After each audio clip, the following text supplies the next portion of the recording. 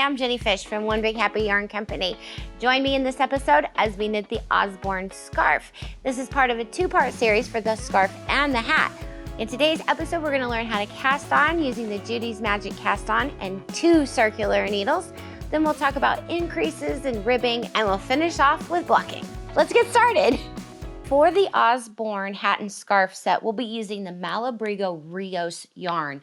The colors that I chose are Almond Blossom and Arco Iris. It's 100% Superwash Merino wool and it's hand dyed. So I really love the color choices in here, and the blend of the Arco Iris changes throughout. With the contrast of the Almond Blossom, this pink color here, it really pops, as you can see in the design here. We will be switching out colors as we go along. So in this episode, we're going to start with the scarf. Now with this scarf, we do have some unique tools to me. I'm usually a magic loop knitter. I really like magic loop. That's my go-to. When I started this project, I quickly realized with the cast on that I'm going to be using, with the amount of stitches and the whole process of this, that magic loop wasn't going to work for me. So I want to show you the scarf. It is center out, and that's why this made me excited to show you guys how I figured this out and how it became like a go-to for me for this particular style. Center out scarf, what does that mean? Well, it means that we really start right here. Our cast on are these 2 center lines right here. And then we're going in a circle all the way out. We'll create some unique detail here to make this rounded edge on the end of the scarf. And we're going to be using Judy's Magic Cast On, and I'll show you how to do that. But here's this. As we work around, we'll be creating this very unique edge to the scarf, this rounded edge here, by doing some yarn overs for some increases, and I'll show you how to do that. But I had a lot of fun with this. It was a challenge. I haven't tried 2 circular needles before, and this was my first time, and I actually found that I really enjoyed it. That's really what I want to go over with this is it's a fun and unique design. You can do a lot with it, but it also kind of takes you out of your comfort zone if you're not used to 2 circulars, and gives you a great project to try it out where you will have success with the 2 circular needles. Okay, so 2 circular needles, here we go. We are going to be casting on a lot of stitches for this project, so you want to get really long cords. What I found with 2 circular needles is that I have 2 different tips here. I have my metal tip and my wood tip. And what I found worked for me is on one cord, I had the 2 different tips. This kind of helped me keep up with where I was at, and I'll show you as we go along what that means and why we do that. But that's just a tip when you're getting started that may work for you, because it really worked well for me. Okay, so Judy's Magic Cast On. 2 circular needles, you have 2 tips near you. Now, I'm going to use a really long tail for this project.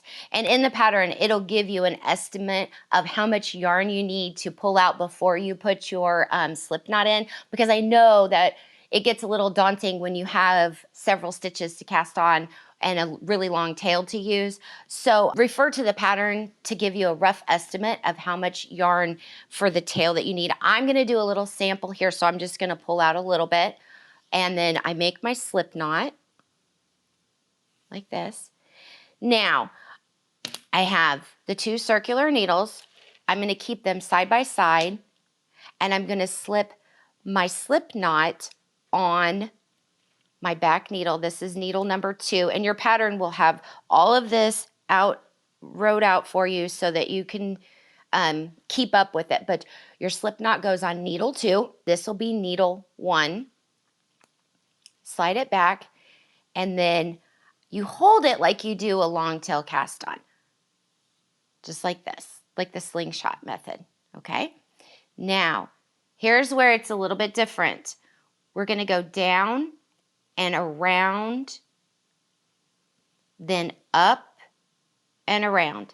So we're making this little weaving motion, okay? So I'm going to show you that again. If you lose track of where you're at, look where your loose yarn is. That's this one right here on the top needle. So I know that my top yarn needs to go on my bottom needle. So I'm going to go around. Try that again. And then around. So this one at top goes around the bottom. This one here. And you're going from the outside to the inside. Just like that. And so this is what it looks like on your needle. And again, okay, if you lose track of where you're at, just hold your yarns back again. Up here, this needle has the loose yarn on it. So I know my next one is going to be the bottom needle that I need to wrap around, and I'm wrapping it around with the yarn. So it's opposite. We're making this little zigzaggy motion. Now I stopped here. Now I can see that one there. So I know that this needle needs to be wrapped with the yarn that's at the bottom. And I say that because there's a whole lot of stitches that we're going to be wrapping around these needles, and you may have to put it down for a second. This is a good like sanity check to see where you're at. This one's gone through here, so this one goes through there. And honestly, for as many stitches as we'll be casting on, this is so super easy. You don't have to, your yarn doesn't get twisted. Like when you do a long tail cast on, sometimes your tail yarn will get a little twisted. None of that happens because you're just wrapping the yarns, both the active yarn and the tail yarn around the needles in this twisting motion, but it doesn't twist the yarn. Okay, so go ahead and keep casting on, and once you get your stitches cast on, I'll show you how we go from all these loops on our needles to actually knitting in the round using the 2 circular needles. Okay, so you are casting on a lot of stitches here, and you have stitches on both of your needles. Now in the pattern, it'll tell you how many total stitches and then how many on each needle, but you basically want the same amount on both needles. When you go to count, instead of having to count each, I do this: 1, 2, 3, 4. See how I'm counting both of them together? 5, 6, 7, 8, 9, 10. And then if you wanted to put a stitch marker there, I would actually put like a locking stitch marker, one on each side, just so you know that, 10 and 10 is 20, and then keep going. You could do 25, however you like to count, but that's just a little trick to kind of keep track of where you're at.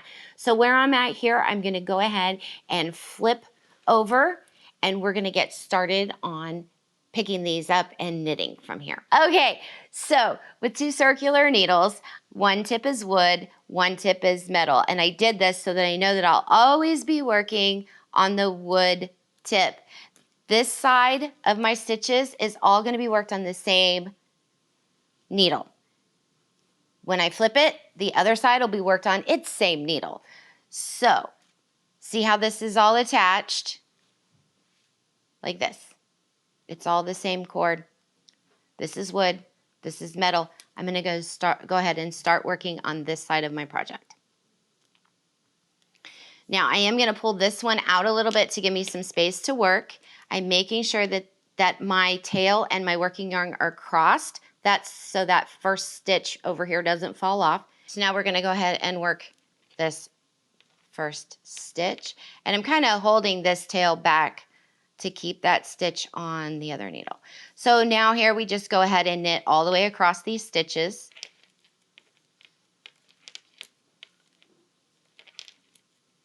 Now if you don't have the option to switch out your tips, it's okay. They can both be metal or they could both be wood, whatever. I chose to do this to help keep my brain straight on where I'm at and what I'm working on. Sometimes people will put like a little bit of fingernail polish on the end of one set of needles so that they know that they're always working with the right needles on either side, or they'll do something to notate so they don't get crisscrossed. Because if you get crisscrossed, then it takes a minute to get it all untangled. But this is the way I chose to do it. So I'm finished with that first row, and granted, this is just a sample. You'll have a lot more. I'm going to go ahead and push this over here and put that over here. That's separate. Now I'm going to flip my work, and now I'm on the second needle. And when I push this back, you'll see there's a wood tip on this side, and pulling through to work with my metal tip. Now, with this cast on, this first stitch, that was our slip knot, so it's already okay to work normal, so we're going to knit into that. Now, the rest of these stitches are seated on our needle backwards. And that's from the rotating of how we put the stitches on the needles when we cast on. To straighten that out, it's super simple. We're just going to knit through this back loop right here. And what that does is it twists it around, and it makes it seat on the new needle the correct way. We'll go all the way across here. This is the step 2 of the magic cast on. Okay, this is step 2 of Judy's magic cast on. Once we're finished with this side, then we'll go down and follow the rest of the pattern that's wrote out. And I'll show you what this looks like once I get this finished here. Just a couple more.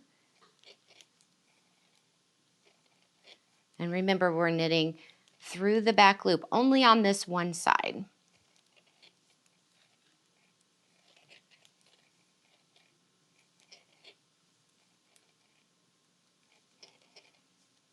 Okay. Now, I want to show you what this part looks like.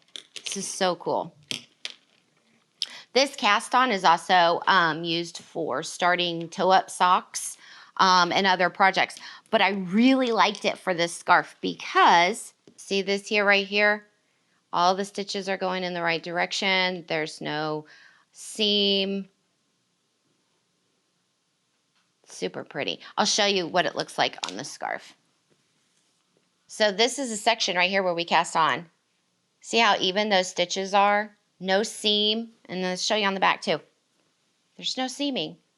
It's so pretty. Okay, so that's why I chose that cast on. That's why I chose to use the 2 circular needles instead of a magic loop, because when I tried, and I really did try because I am a fan of magic loop, I really did try the magic loop, and everything was just, when you had all those stitches on there, I only had like this much of a loop on one side, and it was not working. So when I said, okay, I'm gonna try 2 circular needles, it's not really something I do a lot, I fell in love with the ease, how it just flowed through. I felt like I was just zooming along on this project. So I highly recommend that. Now, we have finished our Judy's Magic cast on. Now we are going to go into row 1 of the actual pattern, and with this we'll be setting up and placing our stitch markers where we'll be doing the increases to make the rounded edge of the end of the scarf. Everything else is just knit normal. We do a little bit of increasing with some yarn overs on the end of the scarf. Now we're ready to begin round 1. In this round, we'll be placing our stitch markers that will set us up for the rest of the project. So I'm going to be referring to my pattern over here to make sure that I don't put them in the wrong spot, because it's very important at this point. Once you put the stitch markers in, then you can kind of go on autopilot as you knit the rest of it. Now we're at the beginning of the round. Wooden needle here, so I know that I'm going to follow that through and grab the metal end. And because this is the beginning of the round, if I put a stitch marker on here, it'll just fall off when I get to the end of this side. So a locking stitch marker on this side is always a good thing in this situation. And I'm going to kind of put it right here in the fabric, just so that I know this is the side of work that is the beginning. Also, I have put a slip knot in my tail and cut it off a little bit so that I don't start knitting from that side, which we all know we do. So that's over there. So now we're ready to begin round 1. I've placed the beginning of the round stitch marker. We are going to knit 1. And then we're also working the increases on this round as well. So we're doing simple increases. It's just a yarn over. That's where you take your yarn and you bring it over your needle. So I've got knit 1, yarn over. Now we're knitting 2, and then we're going to put in another increase, yarn over. And then we're going to place a marker here.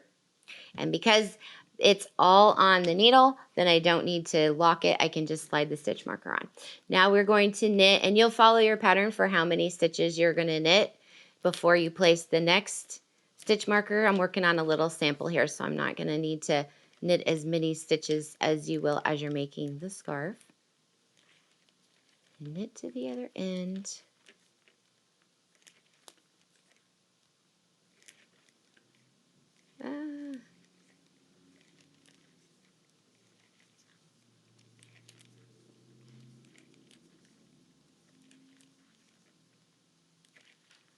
Okay, and then place stitch marker before the yarn over, and then you'll knit 2, another yarn over, and another stitch marker.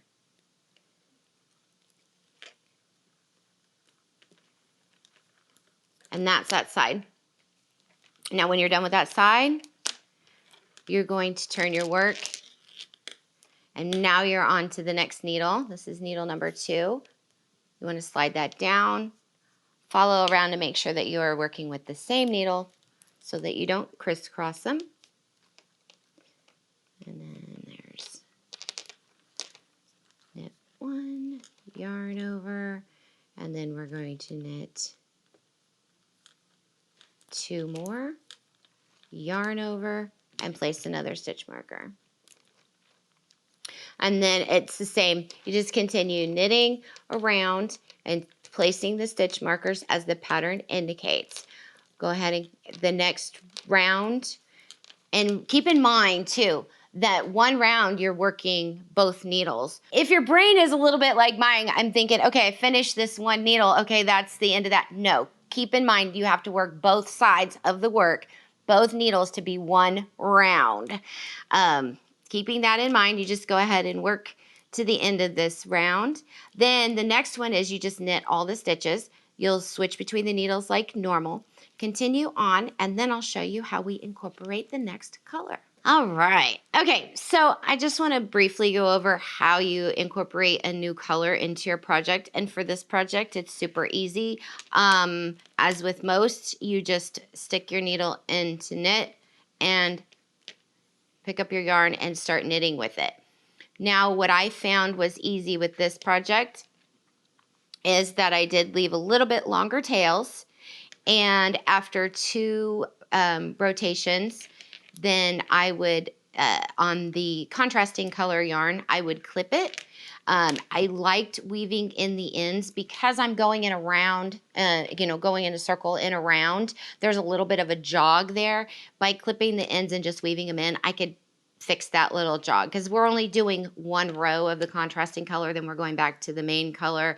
And instead of trying to do some intricate stitches or some fussy work, I just found simply weaving in the ends, matching them up, worked just fine to keep those stitches lined up. So go ahead and continue on in the pattern. Once you have finished the width, then we're going to move into the ribbing, and I'll show you how to do that. Okay, so you'll be continuing to work your project. You'll be switching out your colors and going on. Then when you get to the outside edge, we're going to be putting a rib on here. Is that right there?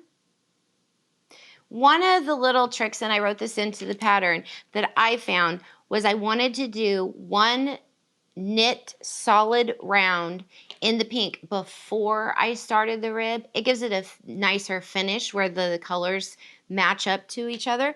So again, it's just simple as we're going to go ahead and join our yarn and knit all the way around. And once you get around to the beginning, then you're going to start your rib pattern. And the rib pattern is as simple as knit 1, purl 1, just like that, all the way around. Knit 1, purl 1. We will not be doing increases on the rib round, and that's because the rib is already stretchy. Okay, so let me show you how that looks on here. We have the ribbing. We're not doing any more increases. They've stopped right here. Let me grab this and show you. This is where our yarn overs are, right here, and right here. No more increasing because the rib is stretchy enough that it'll go all the way around, and then you just go ahead and bind off. Now, I also want to talk about blocking with this project, and especially with this yarn. You want to make a gauge swatch to test everything out like normal. But with this yarn, it's 100% superwash merino wool, and it has a tendency when you wet block it to grow. And I wanted to show you a little example. So I have some water here, and I have a couple of swatches, and they're just little, but they are the exact same size. Let me match these up so you can see. 2 swatches, same size. I wanted to give you, let me move this out of the way, an example of how much this yarn grows when it gets wet. Okay, so we'll set this one over here. That one, nothing to it. This one, I'm gonna get it in the water. Now you let this set for about 15 to 30 minutes. While that's setting, I'm gonna get out my towel. And the reason why you let it set for about 15 to 30 minutes is so that the water gets into all of the fibers and that the fiber can bloom. So keep our original one over here. Get this here. And again, some just simple blocking reminders. You don't want to wring your work. You just want to scrunch it. Adding some wool wash or some wool soap is always a good thing. It gives it a little light conditioner. Okay. So this is just a little tiny piece. I can feel that it's already all soaked up. Then you roll it up in your towel. That keeps the friction off of it. Squeeze it all out. But here's what I wanted to show you with this. This is the most important thing. Look how much the size has changed between the two. You can really stretch this out as you go along.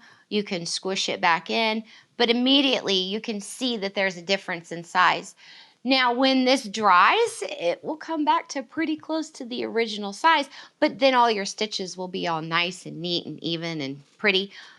With this project, though, it's a long scarf, and I had I wet blocked it, and I had a really difficult time trying to find a place to lay it flat for that long to dry. So I did find that steam blocking worked just as well for this project and for the hat as well. So I would recommend steam blocking instead of wet blocking for this project due to just the size of it and the movement of the yarn when it's wet. So I hope you enjoyed this project, and for me it was a challenge to get out of my mindset of using the magic loop and switching over to the 2 circular needles, but I really liked it. I liked how smooth the project went using the 2 circular needles. I had a lot of fun changing out the colors and just showing you guys all the things that I learned with this project and changing my perspective on working with certain tools.